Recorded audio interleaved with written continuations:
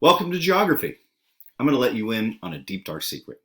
This is take number 37, and it's now 3:34 in the morning. But we've all pulled all-nighters, and I'm pulling an all-nighter so that we can have this video. My name is Professor William Corder.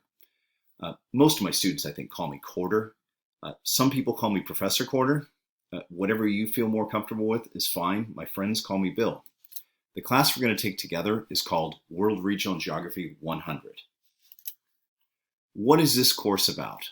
Well, all geography courses are essentially about the same two things. Where is something, and why is that something where it is?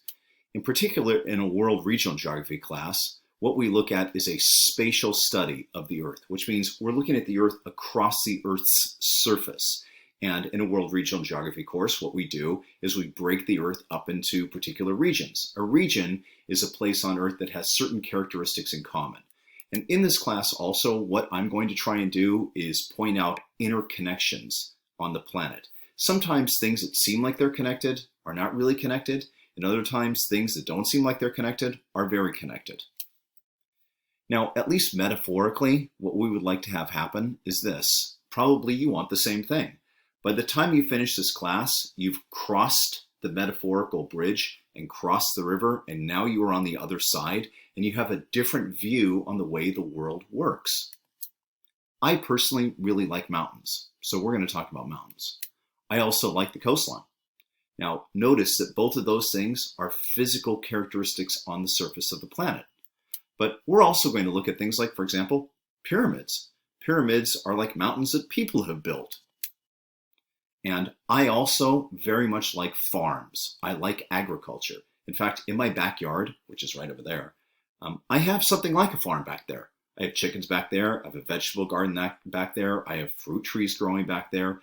I have always liked the connection between soil, growing things, transporting those things, and then eating those things. I've always liked those connections. And I think it's an important thing for people, especially Americans, to understand the connection between the soil and your mouth.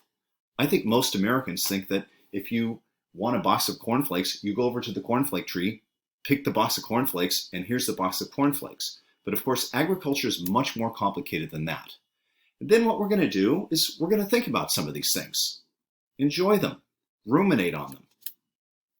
And probably we're going to go off and look at some cities. Urban geography is a very fascinating field. We're going to travel around the world, meet some new people. Maybe these people are people that you yourself thought one thing about, and then you meet them and you realize, maybe I wasn't really thinking the correct thing about these people. And we're going to probably eat some exotic things. Spinach and corn burger, I guess is what it would be, at McDonald's. That's pretty exotic for most Americans. And we're going to have the greatest yogurt in the world. In addition to that, in this type of class, we get this luxury of being able to look at art. And old things. Something that was built 2,000 years ago for one purpose, today, 2,000 years down the road, has a completely different purpose. Maybe we'll look at some mysterious things, and when we're done with them, perhaps they're a little bit less mysterious.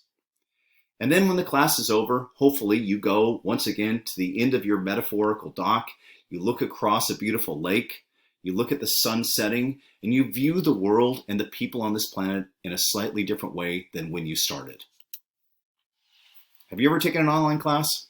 I'm taking one right now.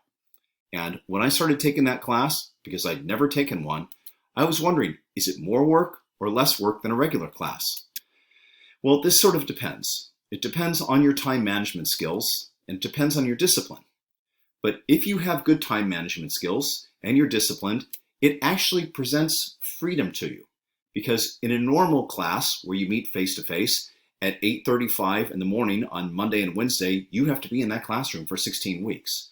Whereas with an online class, it doesn't work like that. You have week blocks and you do things over a week. And however that best suits you, whether it's at 3:39 in the morning or whatever time it is, that can work.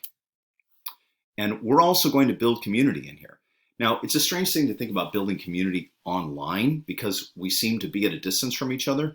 But in reality, there are ways to build community even in an online class. We call this regular effective contact. That's the buzz term for this.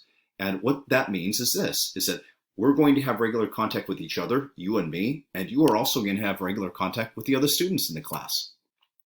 Now, what we're going to do in the next video is this. We're going to look at the syllabus, and we're going to examine the syllabus, and we're going to see its highlights, such as they are. We're going to talk about the first discussion board and our icebreaker. Okay, welcome to geography, and I would just ask you this. Whatever you've read about me, disregard it, and I will disregard whatever I've read about you. See you in the classroom.